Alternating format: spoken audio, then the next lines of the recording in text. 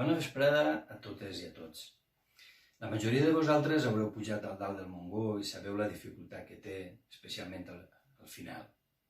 Però el que no sé si sabeu és què mesura d'altura el Montgó i qui va ser el primer que va fer aquesta mesura. Pierre Méchain era a principis del segle XIX el científic francès més famós. I què és el que havia fet aquest home per a mereixer aquesta fama? Doncs havia mesurat un tros del meridià terrestre, meridià, des del polo fins a l'equador, un tros que va des de Dunkerque fins a Barcelona. Quan tenia aquest resultat el van extrapolar i van calcular els 90 graus.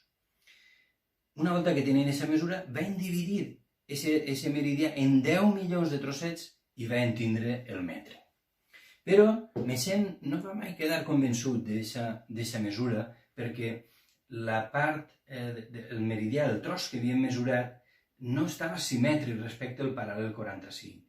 N'hi havia 6 graus d'alt i 3 graus baix. Per això va pensar que era millor allargar aquesta mesura fins a les Illes Balears. D'aquesta forma s'aconseguiria un tram de meridià simètric.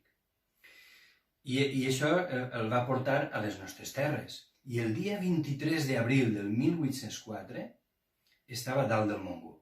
I mesurant la diferència de pressió entre la vora de la mar i dalt del Cap Gros, va arribar a la conclusió que el Montgó mesurava 390 toeses. Una toesa era la mesura que s'utilitzava en aquells moments i que ve a ser més o menys 2 metres. L'any anterior, el 1803, havia esclatat en tota la ribera del Mediterrani una epidèmia de febres tersanes, una espècie de paludisme o malària.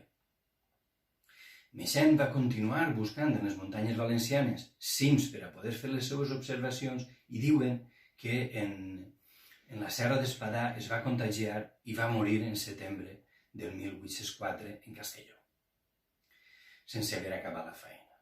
2 anys després, el 1806, es reprenen aquestes mesures per 2 científics francesos, Biot i Arago, i tornen a vindre a les terres valencianes.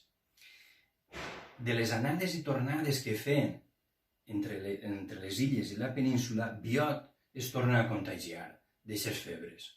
Però, bé siga perquè tenia algun medicament o perquè no li va agarrar tan fort, la qüestió és que ell no va morir.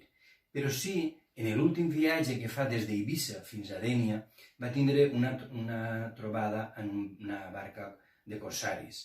I aleshores el van obligar, quan va arribar a Dénia, a fer una quarantena que la va realitzar dalt del castell de Dénia. Aquesta és la història de les epidèmies i del Montgó.